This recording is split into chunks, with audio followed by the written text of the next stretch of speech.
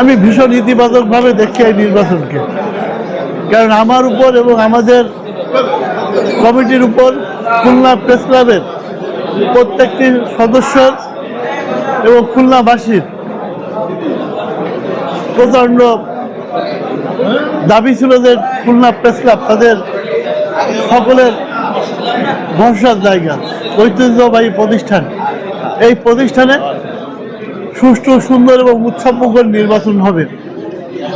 এই নির্বাচনে আসতে আমাদের অনেক কঠিন পথ পাড়ি দিতে হয়েছে, অনেক বাধা বিঘ্ন লড়াই উট্টাই পেরিয়ে আজকে সেই নির্বাচনটা দিতে পেরেছি।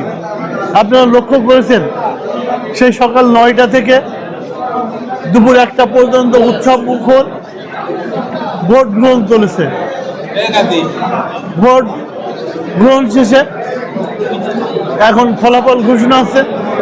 ইতিমধ্যে সভাপতি, সাধারণ সম্পাদক, কোষাধ্যক্ষ এবং সহসভাপতি পদের রেজাল্ট আমরা জেনে গিয়েছি। সবাই ভীষণ উৎসব মুখর, আনন্দ বিরাজ করছে সবার মাঝে।